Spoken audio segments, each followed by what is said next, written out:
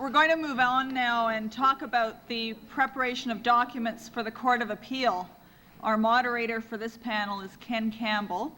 Ken is counsel at the Crown Law Office Criminal. He was called to the bar in 1983 and since then has appeared as counsel on a number of significant cases, both in the Ontario Court of Appeal and the Supreme Court of Canada.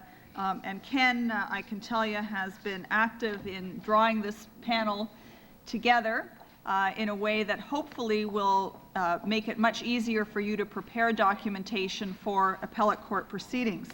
To Ken's left is Cathy Fuerst.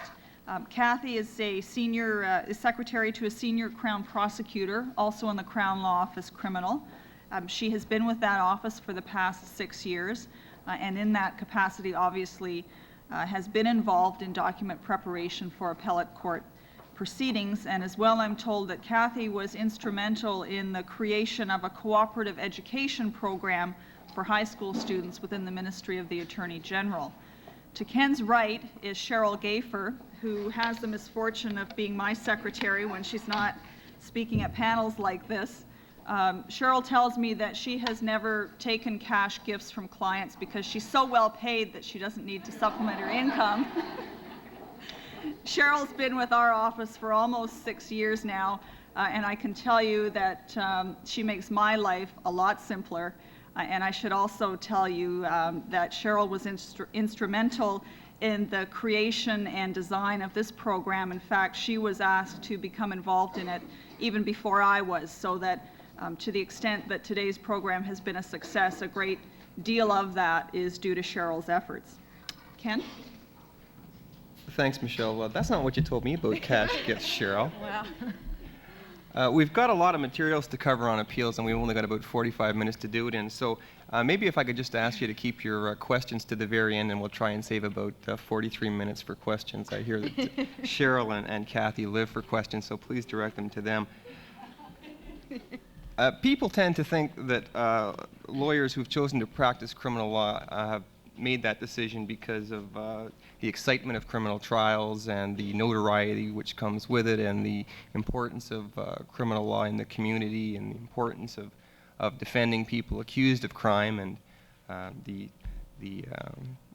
gripping suspense as the evidence unfolds at trials, and the thrill of cross-examination, and great closing addresses and things like that we all remember from our childhood. But of course we all know better.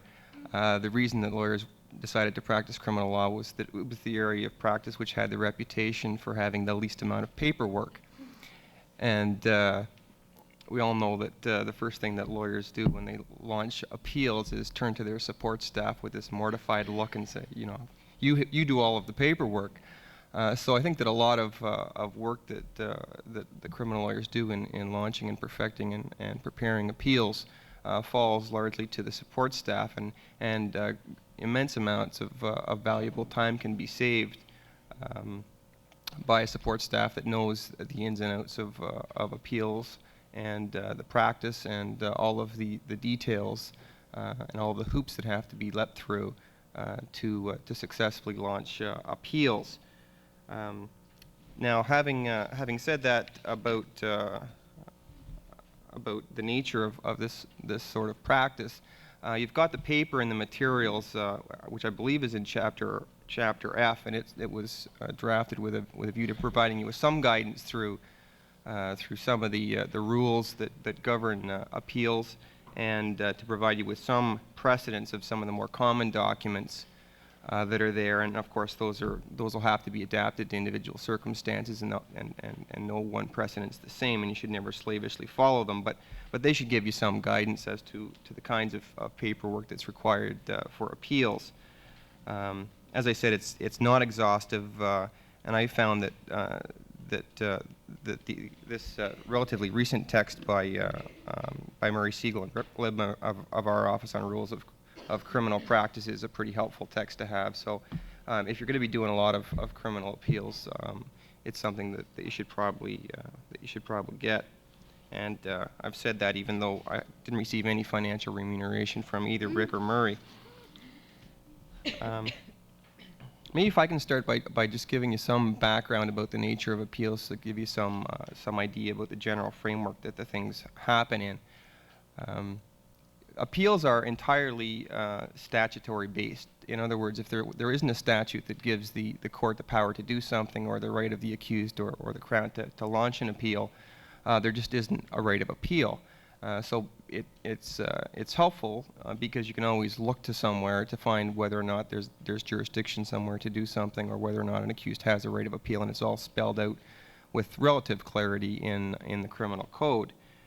There are broad rights of appeal against both conviction and sentence, and on the basis of questions of law, questions of fact, or questions of mixed fact and law. And even in circumstances where the code says that leave to appeal is required, those generally are dealt with by the court all at the same time, so that there's not a multiplicity of proceedings. So there's broad rights of appeal, and they're usually dealt with on a relatively efficient basis by the Court of Appeal. You've got outlined in the materials section 687 and 686 of the Criminal Code, which outlines the scope of appeals, and I won't, you can look at that at your leisure. But basically, there's three bases upon which the Court of Appeal can interfere with a conviction appeal. First of all, on the basis that the verdict was unreasonable. That tends to be the situation where simply the verdict is being attacked, and it's a reweighing to a certain extent of the evidence that was led at the trial. If the case involved identification, it's a question of, is the evidence strong enough to support the conviction? So very much the Court of Appeal tries to step into the shoes of the trier of fact, either the jury or the trial judge, and to a certain extent at least assess the evidence. The second basis is if there's been some error of law, if some evidence went in that shouldn't have gone in, that was before the jury, some statement of the accused or some hearsay evidence or something like that. That's another basis upon which the court can intervene. And finally, there's basically a basket clause in the criminal code which permits the Court of Appeal to interfere wherever there's been some sort of miscarriage of justice. A relatively broadly defined term which gives the Court of Appeal quite a broad scope to intervene. With respect to sentence, again, the issue on an appeal against sentence is the fitness of the sentence. Again, very broad appellate jurisdiction to review the nature of the sentence imposed, the kinds of questions which are argued are, did the trial judge proceed upon the appropriate principles, taking into account all of the circumstances? Did the trial judge reach the right number in the end? Is it a sentence which was beyond the appropriate range of sentence, or within the range, or below the range? Those are the kinds of issues. But again, the court has a broad jurisdiction to hear fresh evidence and to make determinations as to the fitness of the sentence.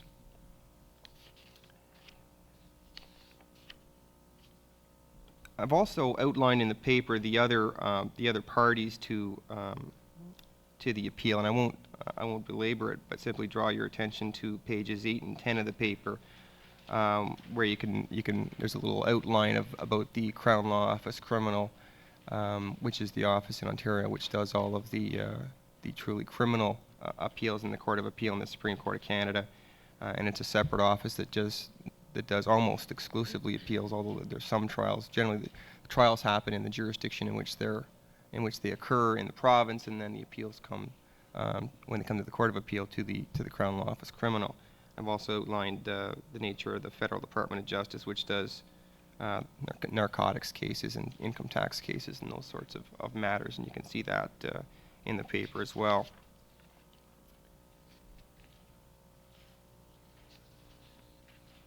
The criminal appeal rules are the rules which provide a lot of the details with respect to how appeals get launched and perfected and finally argued.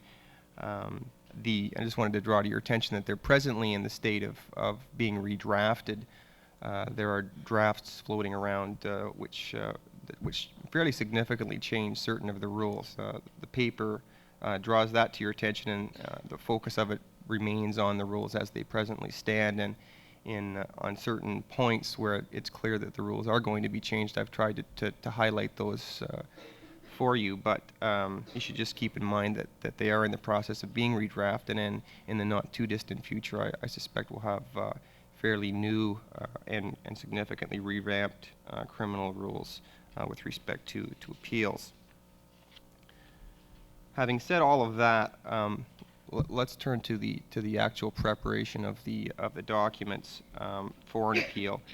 The first documents which commence an appeal are by either the Crown or the defense is, of course, the notice of appeal, and the certificate respecting evidence is usually prepared at the same time. The notice of appeal commences the appeal, and the certificate simply makes sense to serve it at the same time, given the relatively narrow time constraints within which it has to be served following the notice of appeal. Cathy, do you want to tell us about those two documents and maybe the other steps that get taken to commence the appeal process in a criminal appeal? Okay.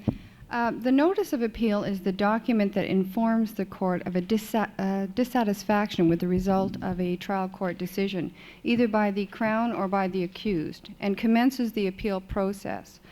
This document must be filed with the Court of Appeal no later than 30 days from the date of sentence. According to the rules, the notice must be structured and organized into 6 specific sections.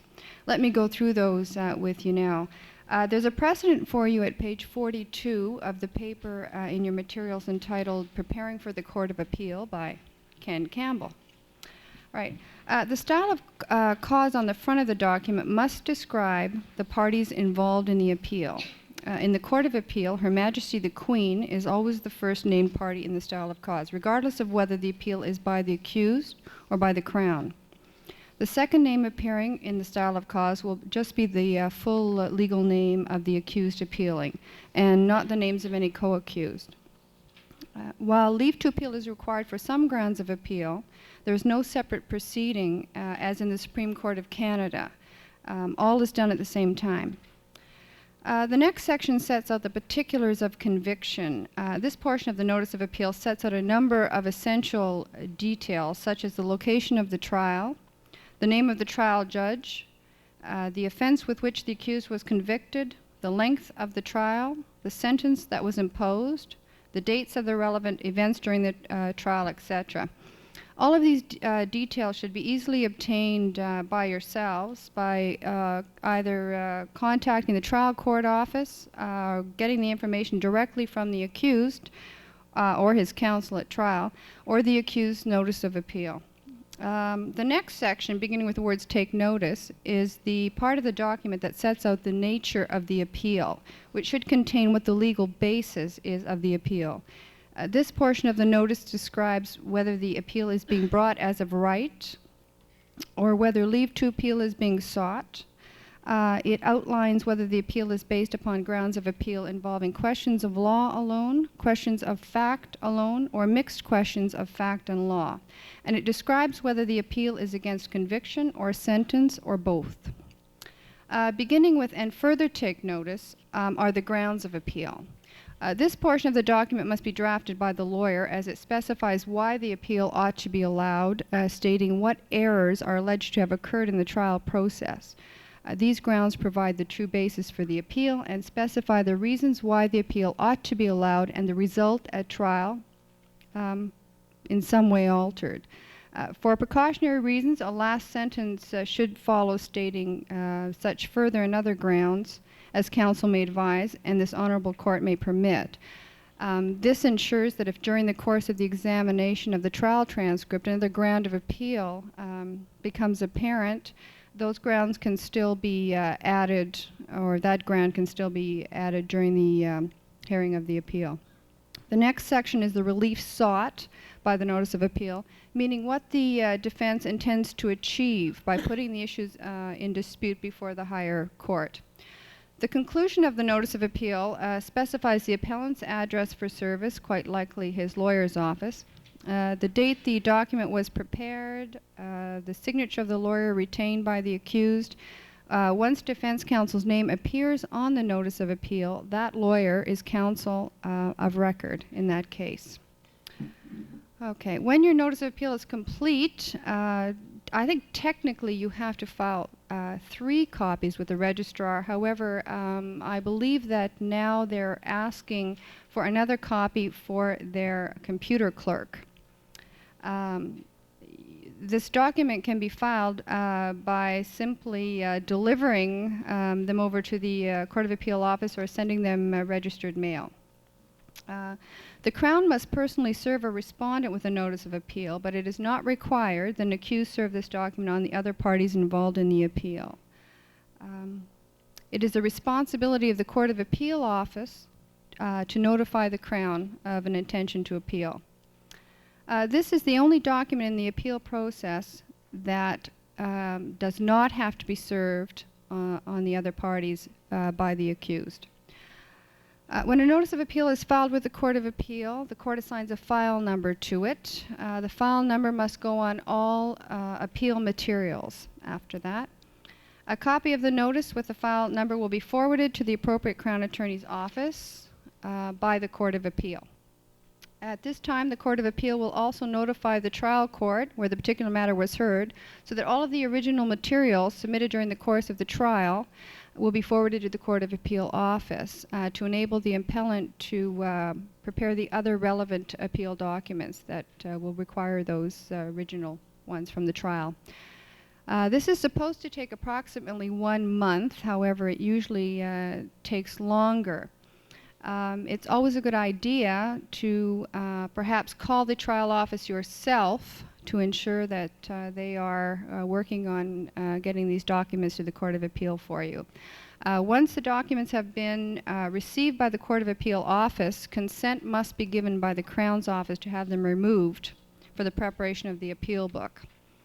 I guess we'll just go right on to the certificate respecting evidence, which is the document required to begin the process of having the appropriate parts of the trial transcribed. Where the appeal is against sentence only, a certificate respecting evidence is not required. In any other appeal, the appellant must serve on the respondent a document called an appellant certificate respecting evidence, which is Form 61C, which should set out the portions of the evidence that will not be required for the appeal. The civil rule in this regard indicates that the appellant certificate respecting evidence must be served with the notice of appeal, but the criminal rule dictates that the appellant's certificate need only be served within 20 days of service of the notice of appeal. Within 15 days after service of the appellant certificate, the respondent must reply by serving on the appellant a form called a Certificate Respecting Evidence Form 61D, confirming the appellant certificate or setting out any additions to or deletions from. If the appellant receives no reply within the prescribed time, it will be assumed that the contents of the appellant certificate are confirmed. As the counsel at appeal are often not the counsel at trial, and of course the judges on appeal are not the trial judges, and will not be familiar with the events of trial, it is often necessary to obtain a complete transcript of the trial proceedings. In some cases, however, where only certain matters are at issue and are being challenged on appeal, it may not be necessary for the parties involved with the appeal to have the whole trial transcribed. Take note here as well that there are certain parts of the trial proceedings that will not be transcribed by the court reporter in the absence of an order of the Court of Appeal. And I'll run through those very briefly. Rule 19.4 states, unless otherwise ordered by a justice of appeal, there shall be omitted from all transcripts of evidence A, all proceedings on the challenge of the array or of jurors for cause, B, any opening address of the trial judge, C, the opening and closing addresses of counsel, D, all proceedings in the absence of the jury and all argument in the absence of the jury, excepting submissions as to the proposed content of the charge to the jury, objections to the charge and the trial judge's ruling thereon, with his reasons, and all argument where there is no jury, excepting submissions as to sentence.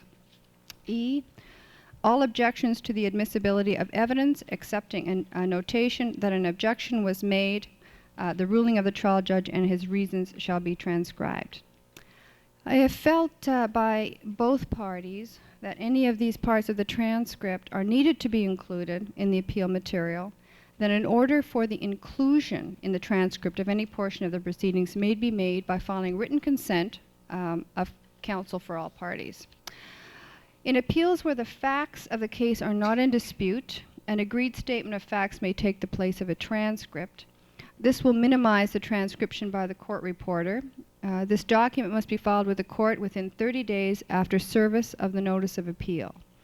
The appellant has 30 days after filing the notice of appeal to file proof that the transcript has been ordered of all evidence that the parties have not agreed to omit, or alternately, at that time, an agreed statement of facts must be filed. We've set out precedents of both Form 61C and 61D on pages 50 and 51 of our panel paper.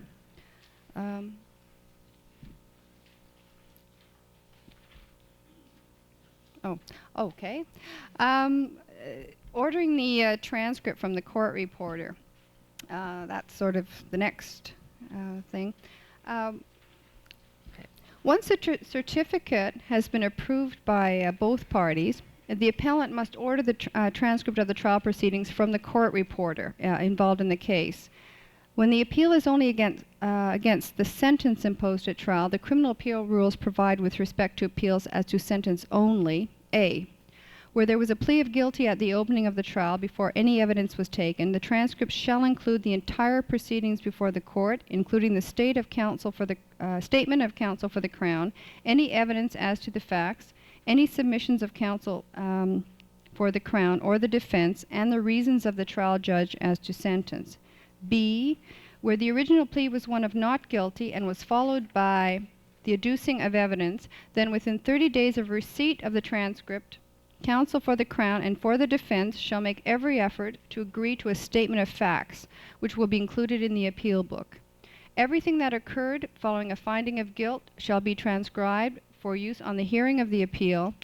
In the event of difficulty in settling the statement of facts, counsel for either party may, on notice, attend upon a justice of appeal in chambers for assistance in the event of failure to agree as to the facts. The provisions of Civil Rule 6105 apply. Once the parties have decided upon the exclusions in the transcript, the appellant should send a letter to the court reporter attaching the appellant's certificate as required. 5 copies of the transcripts will be required, 3 for the Court of Appeal judges and 1 copy for the respondent. The court reporter should be asked to provide a reporter's certificate at the earliest convenience to be filed with the Court of Appeal as expeditiously as possible. If the Court of Appeal does not have proof by way of a court reporter's certificate within 40 days of the filing of the notice of appeal, the respondent may on 10 days' notice to the appellant apply to the registrar to have the appeal dismissed as abandoned. When the evidence has been transcribed, the court reporter will give written notice to all parties and the registrar. Samples of our letters to court reporters are on pages 56 and 57 on our panel paper. And if that doesn't scare you off about doing appeals, I don't know what will. That's just the easy part. I wish I could tell you that if you didn't file your notice of appeal on time, that would be all there was to it, and the 30 days would pass, and that would be the end of the case. Unfortunately, I can't. There is a procedure by which you can bring an application to extend the time period within which to appeal, even if you miss the time periods prescribed in the rules. Cheryl, do you want to tell us about the legal requirements of extensions for time and the materials that have to be filed in support of those? Sure. Okay. As Cathy said, it is important to know that the time period in which to file a notice of appeal is 30 days from the time of sentencing. Unfortunately, for whatever reason, legal aid hasn't been authorized. The accused wasn't aware he could appeal.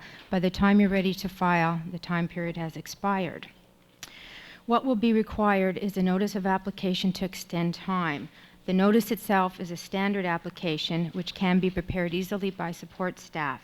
A precedent for this application can be found on page 48 of Ken Campbell's paper. The extension of time application is usually heard in open court, most often courtroom number 7 at the Court of Appeal before a single judge, and will include the following information: the name of the applicant, the day and time in which the application will be heard, the courtroom, as I said, courtroom 7, and the materials that will be provided to the court. The onus is always on the defense to provide sufficient affidavit materials to justify the granting of the application. So it would help to have an affidavit of the accused, if possible, to address the following relevant issues: whether the accused had a bona fide intention to appeal within the time period. In this, you can set out that, yes, he discussed his intention to appeal with counsel, but was told there were no grounds to appeal, and at the time didn't realize that he could retain other counsel rather than trial counsel for the appeal. 2, whether the accused exercised reasonable diligence in attempting to launch the appeal within the time period. You can outline the steps that have been taken, whether or not application for legal aid has been made, or if counsel is privately retained, any problems that have occurred that cause delay in filing the notice of appeal. It's also helpful to have an affidavit of counsel, and if possible, trial counsel, which could include or specify whether the proposed appeal raises a reasonably arguable ground of appeal. Counsel can give the grounds for the appeal. They can include the opinion letter that was submitted to legal aid. That will specify what happened at the trial, why an appeal should be allowed, etc. And these all can be attached as exhibits to the affidavits. Once all the materials are prepared, unlike the notice of appeal, you'll require only 3 copies. 1 to be served on Crown Counsel within 2 full working days of the date on the application, 1 for the presiding judge, and of course 1 for yourself. In the unlikely event that an application to extend time is ever granted or a notice of appeal is filed, I guess the next step that you take if you're counsel for the accused on an appeal is to see if you can get your client out of jail, assuming that he or she is in jail at the time, pending the determination of the appeal. You can find section 679 of the Criminal Code in the paper at about page 18, and that's the section of the code which gives a single judge of the Court of Appeal jurisdiction to grant bail pending appeal applications. And I won't review it all with you, you'll be pleased to know.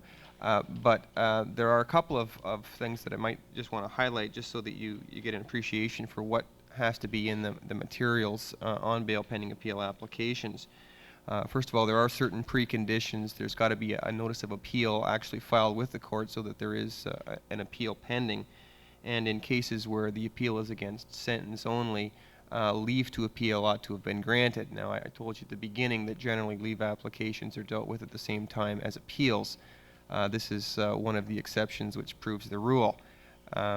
Because on bail pending appeal applications where you have an appeal against sentence, you've got to get the leave of the single judge of the court to appeal prior to the granting of a bail pending appeal application.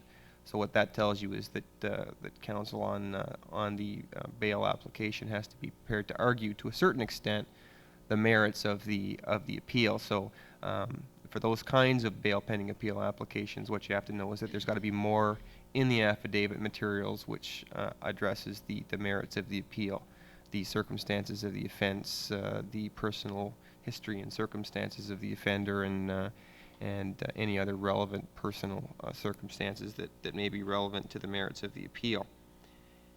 In the case of an appeal against conviction, there are basically 3 things that the accused has to demonstrate. First of all, that the appeal is not frivolous. This is generally not a difficult or onerous burden to meet. All you've got to show is that there's some arguable ground of appeal.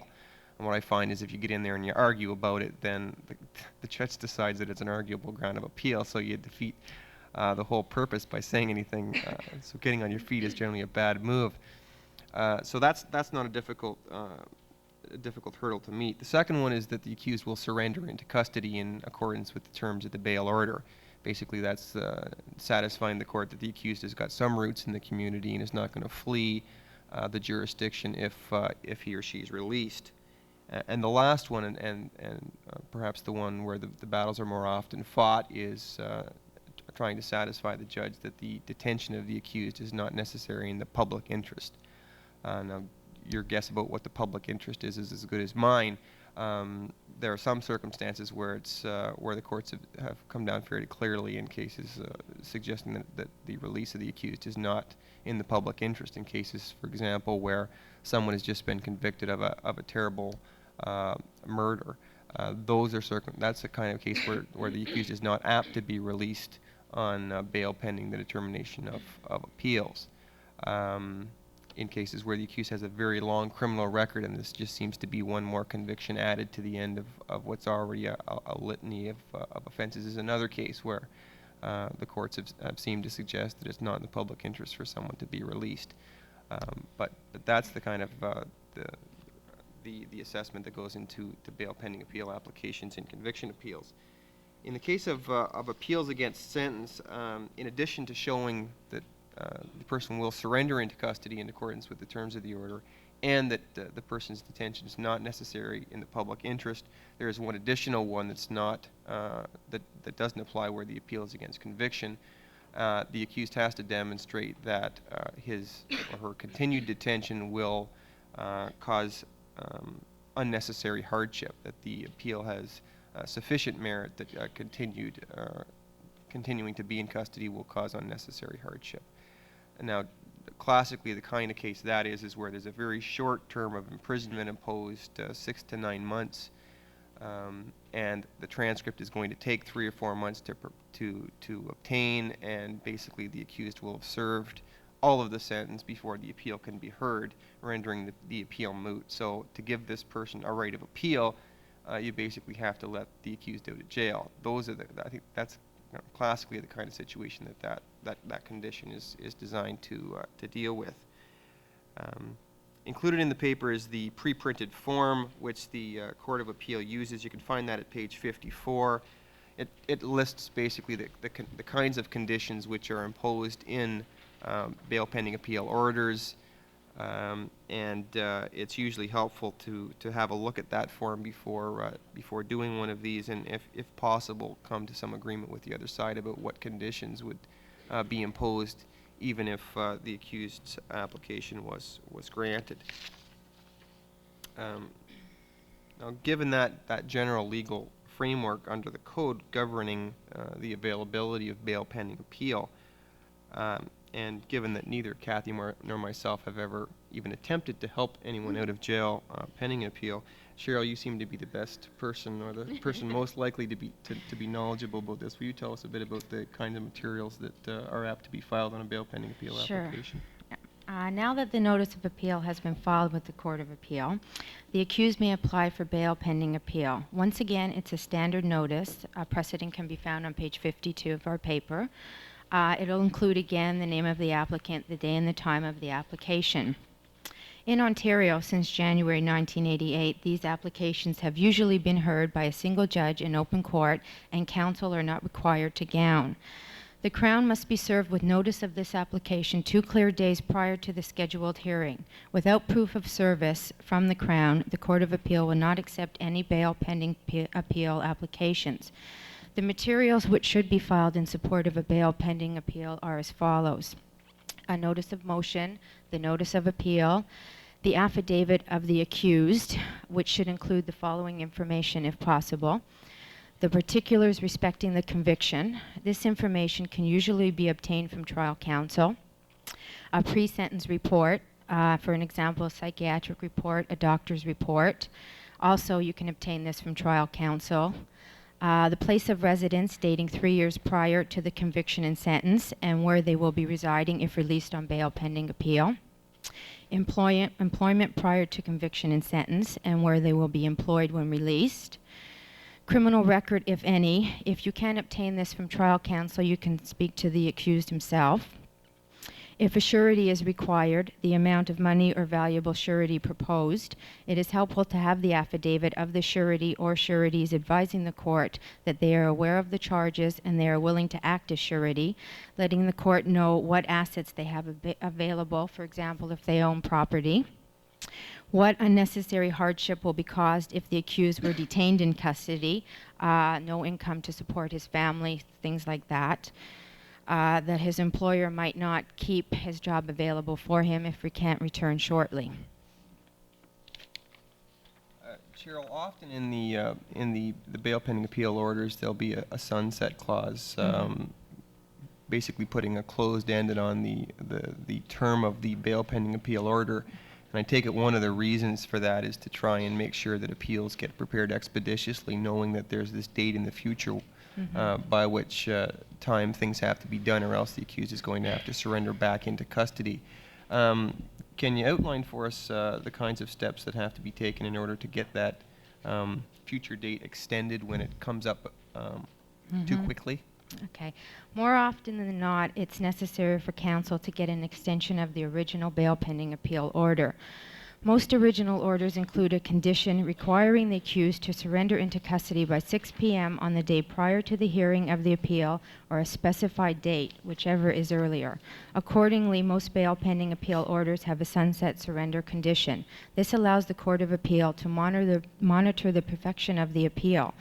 The sunset condition is necessary because without it there is no specified time limit as to when the appeal must be perfected, which would allow the appellant to remain on bail pending appeal for years without taking active steps towards the perfection of the appeal.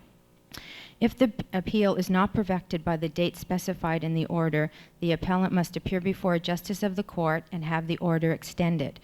There was a time when obtaining an extension was not a difficult process as long as the appellant gave reason for this extension. For example, transcripts are not ready yet. The Crown is consenting to this. But recently, in a judgment released by the Honourable Mr. Justice Doherty in Rudder and Rudder, His Lordship stressed the importance of the speedy disposition of appeals where the appellant is on bail pending appeal.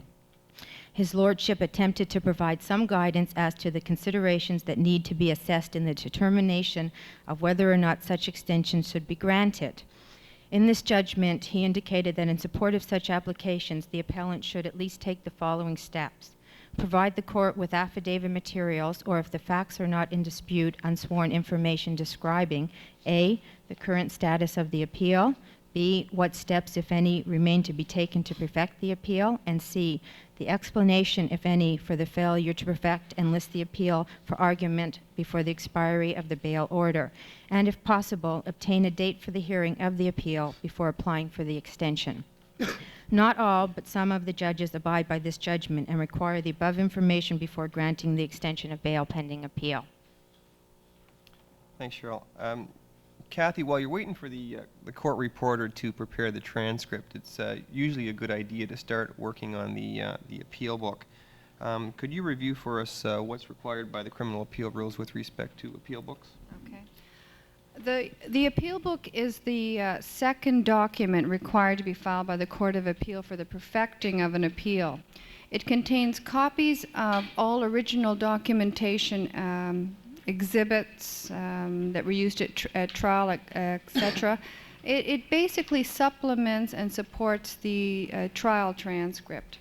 As mentioned earlier, once the original papers have been obtained from the trial office in the Court of Appeal, the consent of the Crown is necessary to release the papers into the custody of the appellant for the purposes of preparation of the appeal book. The appeal book must be set out in a specific format according to the rules, and it also must have a certain color of cover. An appeal book filed by the defense should have a buff cover. The Registrar of the Court of Appeal may refuse to accept any appeal book that does not comply with the rules, and they would do that without hesitation. Briefly, let me list what the contents of the appeal book should be.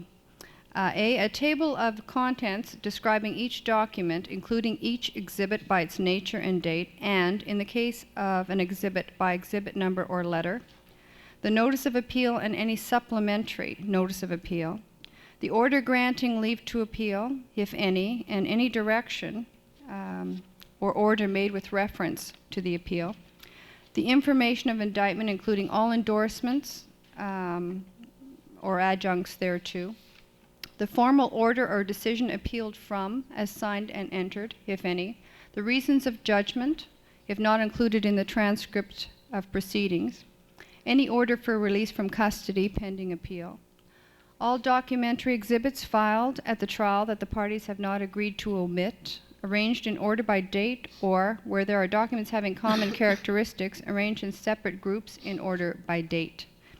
All maps, plans, photographs, drawings, and charts that were before the trial judge and are capable of reproduction that the parties have not agreed to omit. Please note here to ensure that when you're copying photographs, copy them in such a way that everyone is sort of able to see them once they're copied. We've had a problem with that. The agreed statement of facts, if any. Where there is an appeal as to sentence, the pre-sentence report, the criminal record of the appellant, and any exhibits filed on the sentencing proceedings.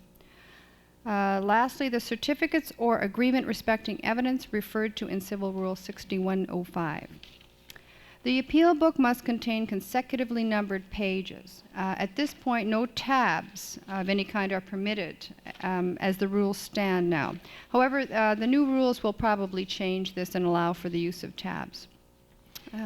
The appellant has 30 days after receiving notice that the transcript of evidence is ready, or if no transcript of evidence is required for the appeal, within 30 days after filing the notice of appeal, to serve on every other party involved in the appeal one copy of the appeal book. After having each party admit service, either by endorsing on the back of the document or admitting receipt of a copy of the document over the phone, the endorsed document should be filed immediately with 2 other copies of the same with the Registrar of the Court of Appeal. The admission of service is required by the court to ensure that all parties have received copies of the document. Once the appeal book has been prepared and filed, the original paper should be returned to the Court of Appeal office, as they must be present in court during the hearing of the appeal, in case it becomes necessary to access them during the hearing of the appeal. The Court of Appeal is adamant about having these original documents returned to them. All counsel that do not return them get their names posted up on the blacklist, which displays all of the delinquents for the whole bar to see. It's really embarrassing to have your name on there. Okay. Once you've got your appeal book file, I guess the next step is to do the factum, and I suppose that's the area where support staff have more or less the least amount of input on appeals against conviction. It's really something that probably the lawyer's going to have to do.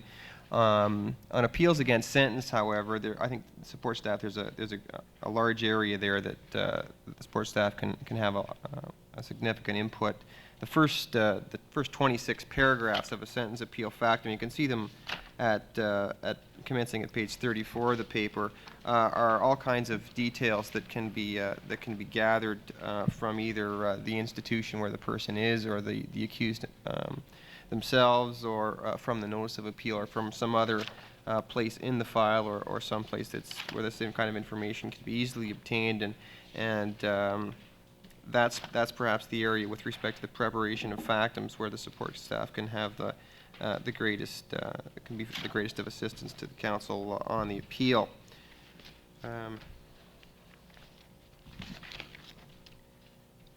Once the factum is prepared, that's basically the perfection of the appeal from the perspective of the appellant, and the matter can be listed for oral argument.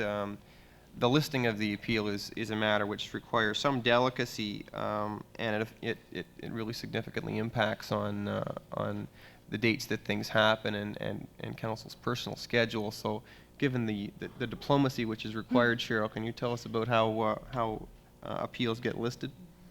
Okay, now that you've filed the trial transcript, the appeal book, and the appellant's factum, you are ready to call Muriel at the Court of Appeal.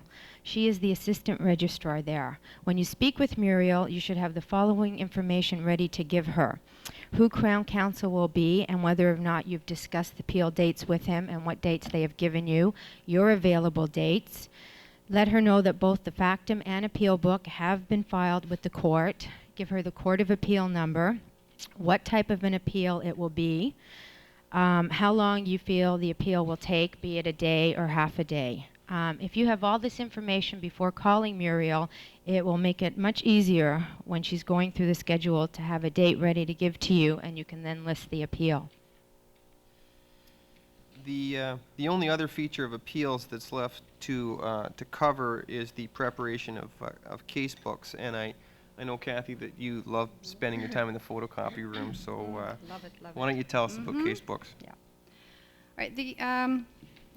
As it's often necessary for counsel on both sides to draw to the attention of the Court of Appeal previous decisions made by the court or other courts that have dealt with issues similar to those or identical to those at the hearing of the appeal,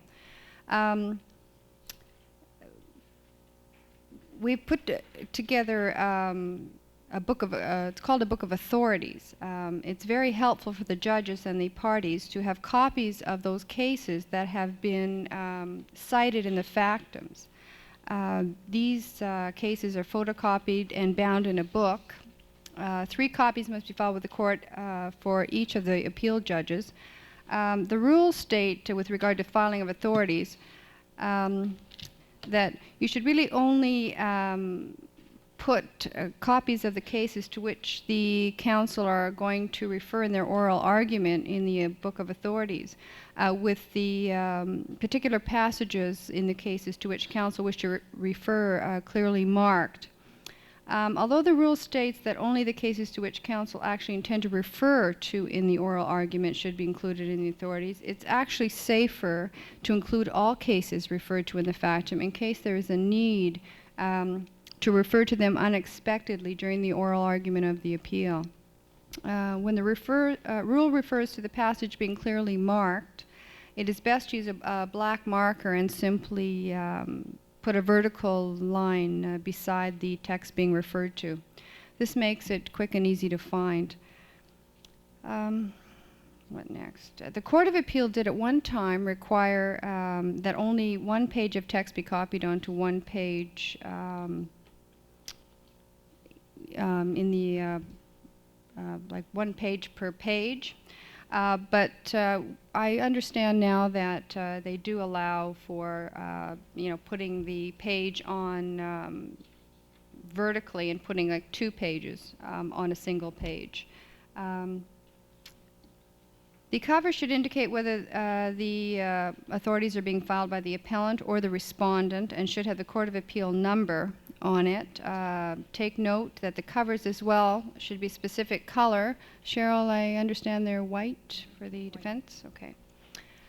There should be consultation between counsel to avoid any duplication of the authorities included in their respective books. A joint case book is, of course, acceptable.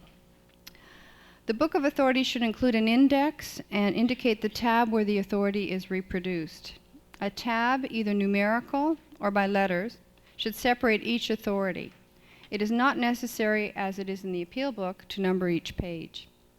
The Book of Authorities should be filed, if possible, not later than the Monday of the week preceding the hearing of the appeal, to give the judges an opportunity to review them and become familiar with them before the hearing of the appeal. The Book of Authorities can be easily put together by the support staff. When the parties have agreed what authorities they intend to rely on during the hearing of the appeal, the support staff can just simply go to the library and make photocopies of those cases required. It's always easier for everyone involved if special care is taken here to ensure that the copies are clear and easy to read. Once the cases have been accumulated, the specific parts designated for the oral argument must be marked, highlighted, as I mentioned above, with the vertical mark in the side margin. Once the highlighting has been complete, the Book of Authorities is ready to be copied and distributed to all parties involved in the appeal. And ought to go to the Court of Appeal. Well, Michelle, we've made the wise tactical decision of leaving no time for questions, but any questions?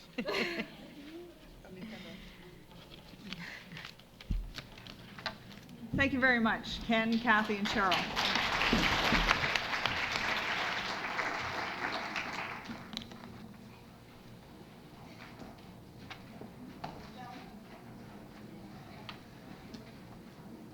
The next segment of the program is devoted to the new criminal proceedings rules, which are going to be coming into effect later this spring. And included as the last segment of your written materials is both a copy of the rules in their present form and as well a kind of executive summary that has been prepared to highlight the various rules and their components. We have with us today the two drafters of the rules, the Honourable Mr. Justice David Watt from the Ontario Court of Justice General Division, who is primarily the author of the new rules, and along with him Brian Gafer, the Executive Legal Officer to that same court, who also has had a hand in the preparation and drafting of the rules. I understand what they intend to do is to take you through some of the precedent documents that are included in the materials and try to highlight for you the kinds of documents that you will later this spring have to start preparing if you're not already in the habit of using these kinds of documents. Thereafter, Mr. Justice Watt will stay for any questions that you may have. Unfortunately, Brian Gafer has to leave at 4:30 to attend a meeting, but we do intend to try to have you on your way by 4:45 as promised earlier today. Can I just ask you before you leave if you would do us the courtesy of returning the evaluation forms that are in your materials to the box located, I think not for any particular purpose, on top of the garbage disposal, but we would be very interested in having your comments about today's program. As Brenda Duncan mentioned to you earlier, the Law Society does hope to make this a form of annual program, and it would be very useful to us in planning for the future to know what sorts of things you found valuable from today's programs and also what you would like to see included in future programs.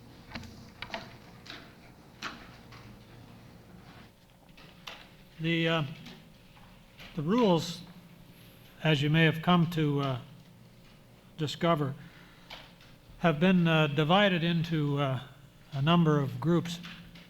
The first deal essentially, or a number of parts, the first deals essentially with introductory matters, the second with pre-trial proceedings, the third with nothing, the fourth with summary conviction appeals and extraordinary remedies, and the fifth are rules enacted by our Chief Justice pursuant to a section of the Criminal Code that permits rules to be made by him or by her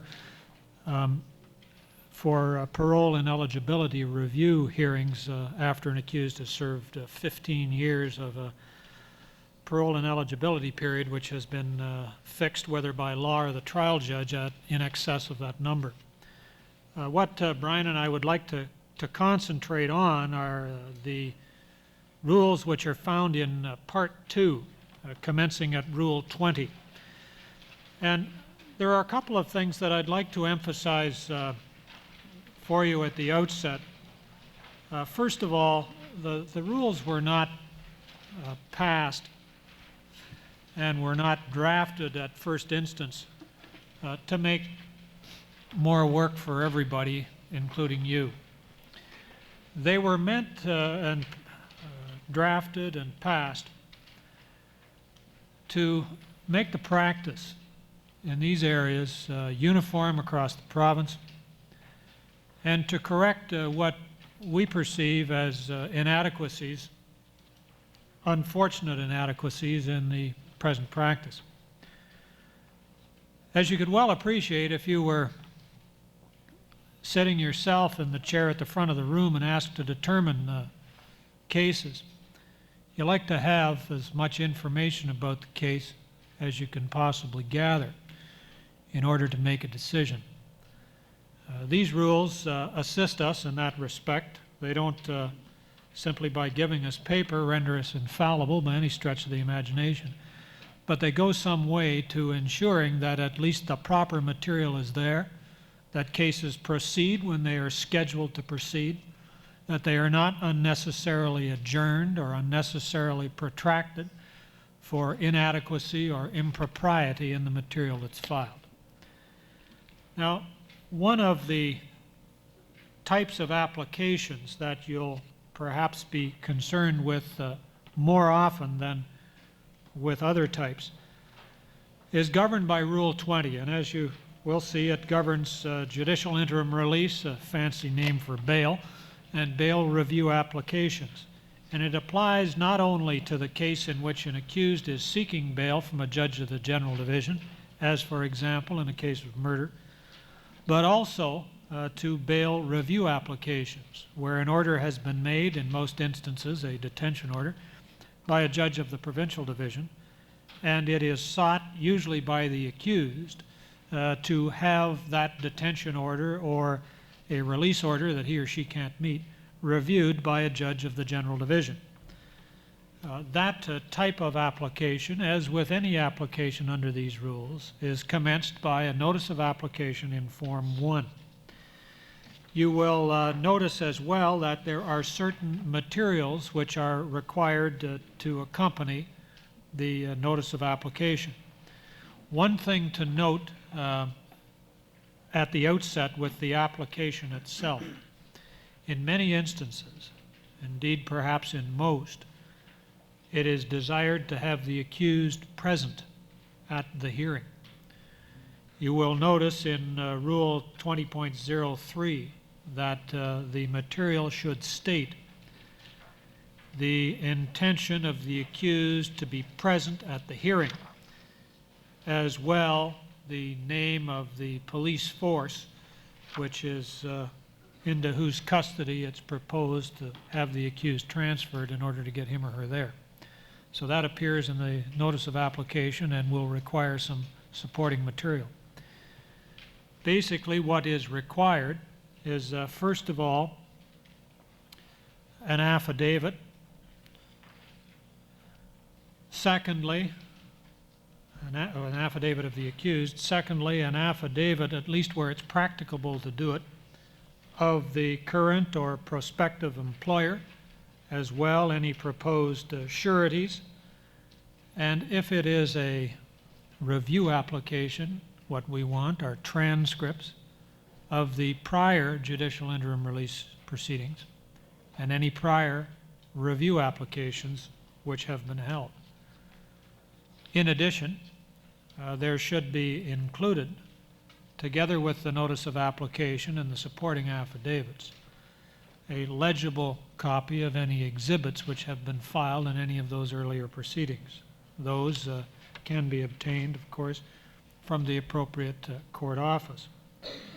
You should be familiar, as indeed will be your principle, with the matters that should be contained in the affidavit of the applicant, which is set out in Rule 20.05 sub 2. Essentially what it does is to say, look, these are the particulars of the charge. Secondly, this is where I've lived over the past 3 years. Thirdly, this is where I've held employment, if the applicant has. Fourthly, this is the kind of order I want out on. And fifthly, any sort of terms or conditions which the applicant may seek and is prepared to abide by. You should note as well that the affidavit of the applicant should contain not only the particulars of the charge on which release is sought, but as is regrettably often the case, there may be other charges outstanding as well. And there may be trial dates or preliminary inquiry dates fixed for them or to be set for them. We want to know about that because that may make a big difference in terms of the ultimate disposition of the case. We want to know trial dates because we want to know if the application should not succeed, how long it is before the case is going to be tried or when the preliminary inquiry is to be held. Now, that essentially is the affidavit that must be filed on behalf of the applicant. Let's understand what this affidavit is to do. What it is to do is to endeavor to persuade the judges presiding that the accused who has been detained at first instance or is seeking release, if it's a case of murder, is a proper candidate for the judge to release. So what you want to know as the judge presiding is what this person's background is, what he or she has done, proposes to do, who, if anybody, can sign on his or her behalf as a surety to make sure that he or she shows up when they're supposed to and doesn't go out and commit further criminal offenses whilst out on judicial interim release. Those are important things for us to know, and that's why the affidavit that is required under the rules requires disclosure of those particular items. Now, in addition, it may be the prosecutor's position. I don't know whether any of you may happen to work in a prosecutor's office or not, but the prosecutor, if he or she wishes to take the position that the accused ought to be detained in custody on the basis that his or her detention is necessary in the public interest, can file an affidavit in support of that particular position. That affidavit will come into your office as having been served on counsel of record. And that's something, obviously, that must be or should be transmitted to the lawyer in the office who's going to do the case, because that'll be a critical feature of the prosecution's case on the application itself. You might also, or should also be aware of the fact that some of these applications ultimately wind up being done on consent. As a result of that, the rules provide for the respondent, who in most instances will be the prosecution, to consent to release. And that permits people to prepare a draft order in Form 10A under the forms included at the back of the rules to, in effect, consent to release on given terms. Counsel sign it, and the judge may act on it without the necessity of counsel actually appearing on the bail application or the review application, as the case may be. Now, how often are those going to happen? Well, obviously nobody can say, because each case will depend on its own facts, but it is a mechanism that is available, and one of which you should be aware, because you may be asked to ascertain what the position of Crown Counsel is, and more particularly, you may be asked to prepare a consent for signature by the respondent in Form 10A. Now, these materials will be filed in the court office in the county, district, or region in which the accused is to be tried on the indictment to which the application relates. So that'll be the appropriate court office, whether here or in another region if you happen to practice, or the case happens to be heard out of town. What you should be aware of, however, is that there are a couple of things that you're going to have to do. First of all, in many instances, this is going to be the first time that an application for this case is going to get before the General Division. So what you're going to need is a court number, which you'll be able to get from the appropriate court office, as Brian will explain to you. That will go on the document. And once you've got that number, every other document that you file in that case, whether it's an application later to get an adjournment, whether it's an application later to procure somebody's attendance to give evidence at the trial who happens to be a guest of Her Majesty at the time, in custody someplace else, whether it's an application to raise a constitutional issue, same number throughout, so that everything gets collected together in the same court file, and we're not spending half our time chasing pieces of paper around with different numbers in different places and different court offices, all of whom swear on all that's holy that they've never seen anything. Secondly, let me advise you of the definition of an affidavit. Now, you may wonder what on earth I would want to define an affidavit for you. But an affidavit is a written statement in Form 4 confirmed by oath or a solemn declaration, there has been a practice develop, some jurisdictions at least, and this one is as bad an offender as any, of filing unsworn affidavits. Forget about it. They will not take them after the rules come into effect. If you want to fax to the Crown or deliver to the Crown a copy of an unsworn affidavit to give the Crown advance notice of what's there and it may facilitate a consent, fair enough. But the court offices will be instructed, since affidavit is defined in the rules as being a sworn document, not to take unsworn material. An unsworn affidavit's about as valuable as the back of this piece of paper. It's worth nothing, and it will be treated as such by the court office. I realize that that sometimes is a difficulty, because if an accused is in custody, particularly if he or she's been moved to another region, perhaps because of overcrowding at the local facilities, that it does impose a problem, but we don't want unsworn affidavits.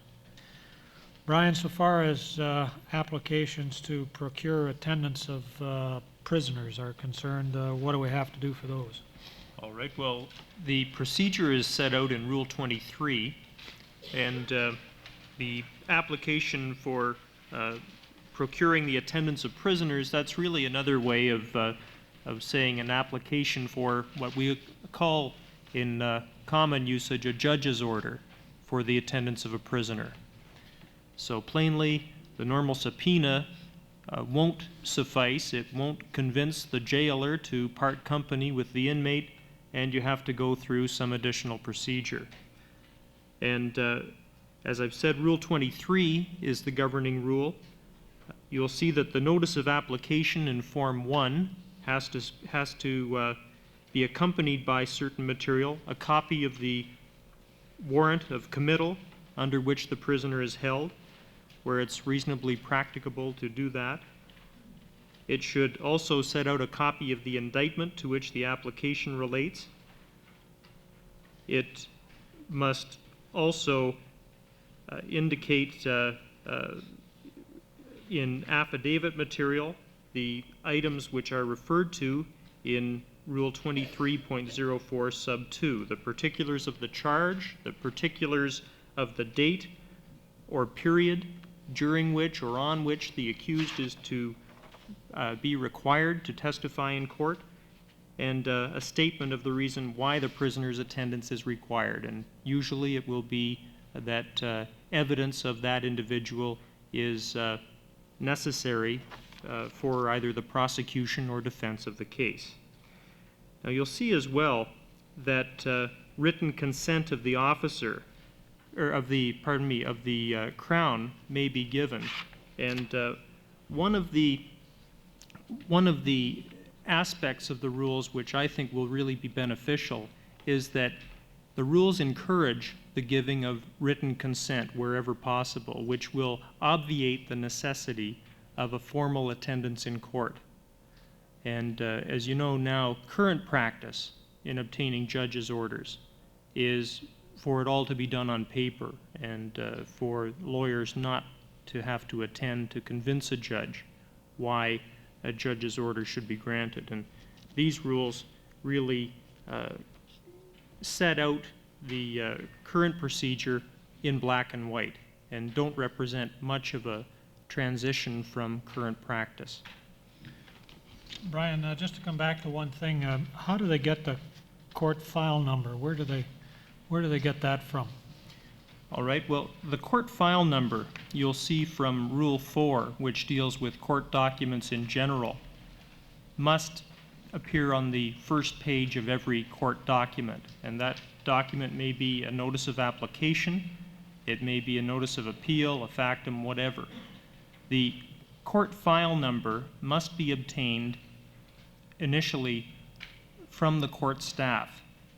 And court staff across the province have been instructed that once a case reaches the general division, and as Mr. Justice Watt has pointed out, it may be at the stage of a bail review when proceedings are still in existence in the provincial division. For example, the preliminary inquiry may not have taken place yet, or it may be ongoing, and yet we have concurrent proceedings taking place in the general division, a bail review, for example. At that point, a unique dedicated court file number will be assigned to the file, and court staff in all 49 judicial centers have been instructed to do this. I might say that in one respect, the new rules will cut down on the amount of interaction that you have to have with the court office. And when we come to it, Rule 43, which Positive benefit in a lot of cases, might add. an old advocacy technique.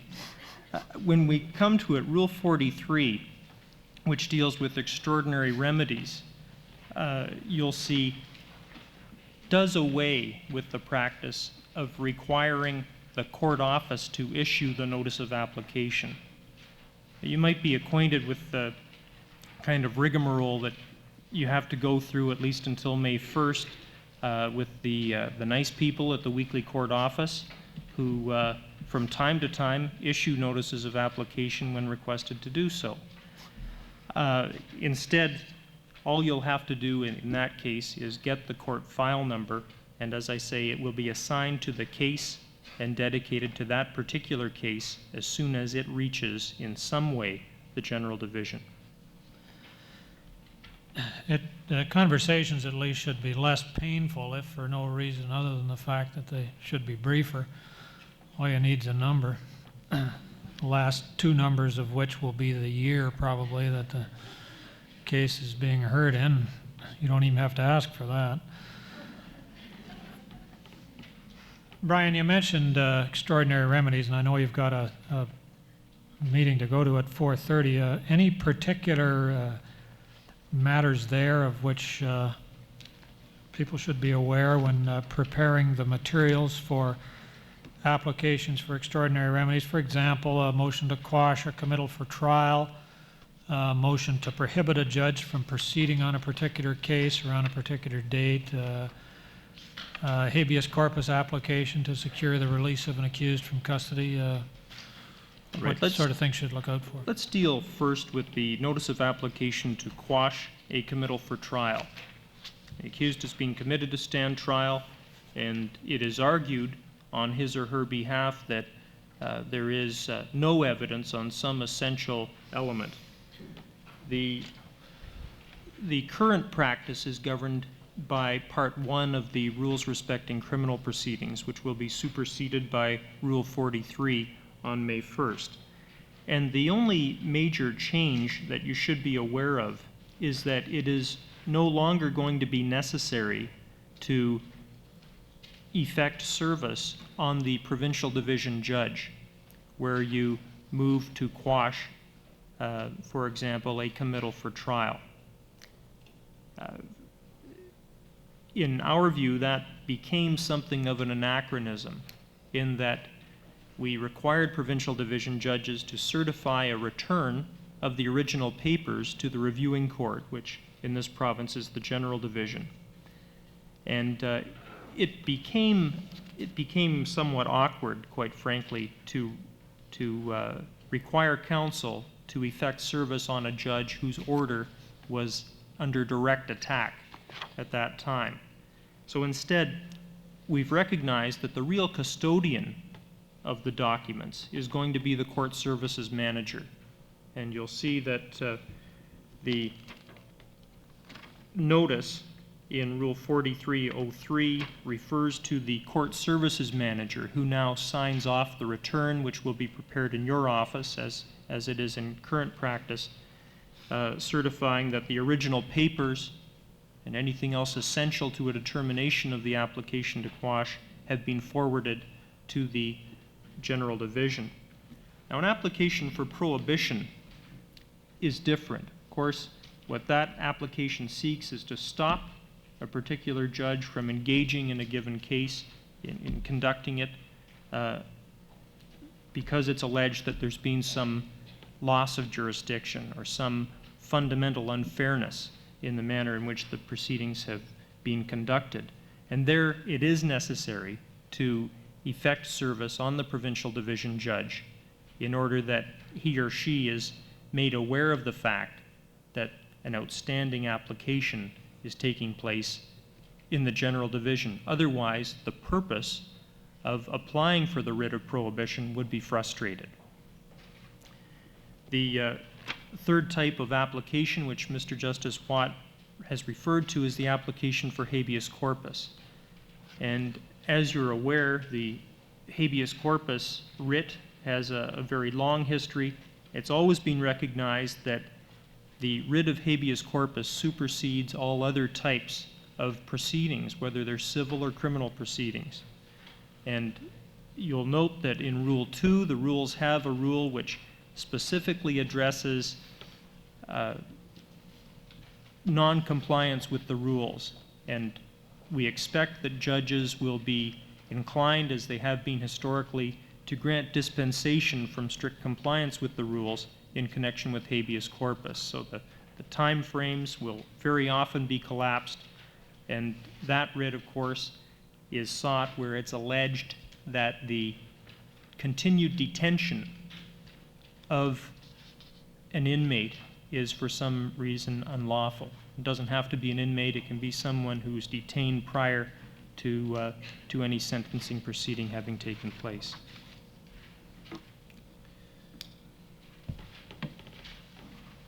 The one other application that you may see a few of are applications for adjournments. And there is a rule, Rule 26, which governs those applications. What is required from your point of view is a notice of application, initiating document in all cases, together with an affidavit by or on behalf of the applicant, the accused. And what that affidavit must contain is set out in Rule 26.04 sub 2. Essentially, what charge or what charges the accused is facing that he or she wants adjourned. Secondly, whether this is the first time that this adjournment application has been made, or whether there were others, and if there were others, when were they, and what was their result, as well, where they're available, transcripts of any proceedings that may have taken place on those earlier occasions. Thirdly, the reasons why the adjournment is sought, without disclosing any privileged information that there may be. And lastly, a statement as to the date or dates on which it is proposed to adjourn the matter for trial. And although the time limits for filing materials are not a vital concern to you, more to your principals than to you, the object of the rule is to bring the application as expeditiously as you can, as soon as you find out that an adjournment is going to be required. So obviously that the court can, if possible, schedule other cases to occupy the time that may have been set aside for this one. And what you're essentially doing in the material you prepare is saying to the court, why? So far as the position of the applicant is concerned, the case can't go ahead as scheduled. Maybe there's a witness missing, maybe somebody's ill, there may be any number of reasons for it. We expect those to be spelled out in the affidavit material. What you will do then is to file that with the court office in the place in which the trial is to take place. And a judge will hear and determine the application based on the material that's filed. Once again, there is the option of the prosecution to, or the respondent, which in most instances will be the prosecution, to consent in writing so that no formal attendance of the lawyer may be necessary. You should also be aware of a similar rule, which is Rule 25, which permits counsel to be removed as counsel of record. Now, this may arise in a couple of instances. It may arise because there's been a discharge of counsel, whether directly or because counsel simply can't get any instructions from the client, of whom there have been no confirmed sightings for some length of time. Or secondly, it may be as a result of an application by the prosecution to remove counsel as counsel of record, because according to the prosecution's position, there may be some reason why he or she can't act. As, for example, there's conflict between or amongst co-accused, or perhaps counsel may have acted for a witness, a prosecution witness in an earlier proceeding, whom he or she will have to cross-examine at the trial. Rule 25 governs those types of applications. It, too, requires the preparation and filing of a notice of application, essentially telling what you're seeking and what material you're going to rely on to get it. And more importantly, an affidavit under 25.04 sub 2, which spells out what the charges are, the history of any prior applications of this particular type. Has this particular application been made before and rejected? Has it been made, say, in relation to other counsel? So far as the reasons for the application are concerned, without breaching any solicitor-client privilege, they're to be disclosed. Whether any adjournment of the trial proceedings may be required in order to bring new counsel up to speed on the case, and if so, when it's proposed, assuming counsel wishes to play any role in this, that the case be tried. And lastly, if there is new counsel, or if there are new counsel involved, and you know who they are, they're to be identified. That's for the purpose of ensuring that any notices that are sent out by the court get forwarded to counsel who are now acting on behalf of the accused. Once again, there may be consent given, as I suspect in many instances, where counsel are endeavoring themselves to get off the record. There may well be consent by the prosecution. I don't envisage that there would be many cases where the Crown seeks to have someone removed as counsel of record, where they'll be lined up to consent to that. Not unless present cases are not a fair indication of what the situation will be. Those, Michelle, are the sort of the basic issues that I wish to discuss. You will, in some instances, be required, of course, to do factums. We didn't discuss which cases particularly require those. And application records. Application records are simply a convenient method of keeping all the materials that are required to be filed in a single unit, so they don't get lost as periodically is the case in the court file. When the judge says, I didn't get them, and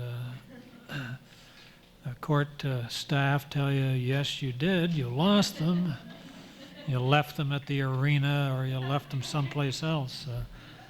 So it's basically, we have strings on our mittens and things like that, so nothing gets lost, and that's why we have application records. All right, this may be your only chance to put a high court justice on the spot. So if you have questions, now is the time. Yes, at the back.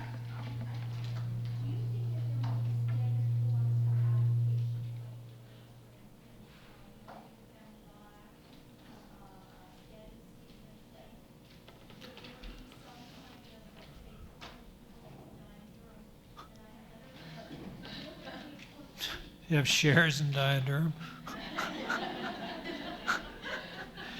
To answer your first question, it's my understanding that these forms will be made available on two bases. One in a disk, the other in I guess you call them, I don't know, hard copies or something like that. I'm not, we apportion computers in the general division on the basis of age. Oldest first. I'm fairly well down the line, so I don't have one yet, but they will be. I'm unlikely to get one for 20 years. We don't have them available yet. They will be, as I understand it, available. I'm sure the commercial stationers will do it as well. That's entirely up to them. We just pass the rules. They make the forms if they wish.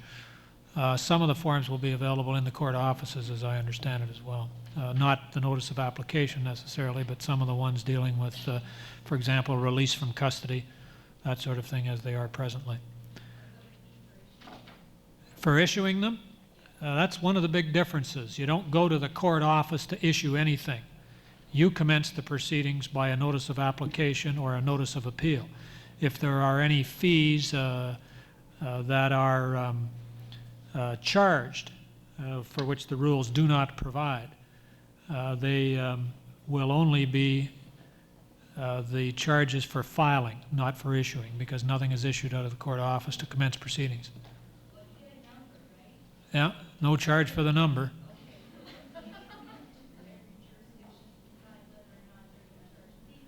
Brian would have been able better to answer that question. No, because he's more in contact with the court services people than I am. I have nothing to do with them whatsoever.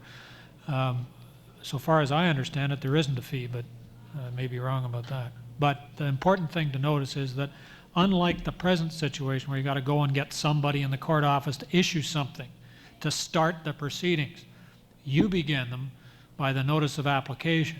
The only information you need from the court office is the number to stick in the upper right-hand corner to start the proceedings. Yep. I'm sorry? Not from the Law Society. As I understand it, the court is to make available the discs. Look, you're talking to an Aborigine as far as computers are concerned. What do I know? They all look the same. All right, I'm going to ask you if you have questions that you want to ask. I'm sure you can nab Justice Watt before he leaves, but we're out of time. I want to thank Justice Watt and Brian Gafer in absentia. And thank you to all of you, and please thank your employers on behalf of the Law Society for permitting you to be here today, and we hope to see you again next year.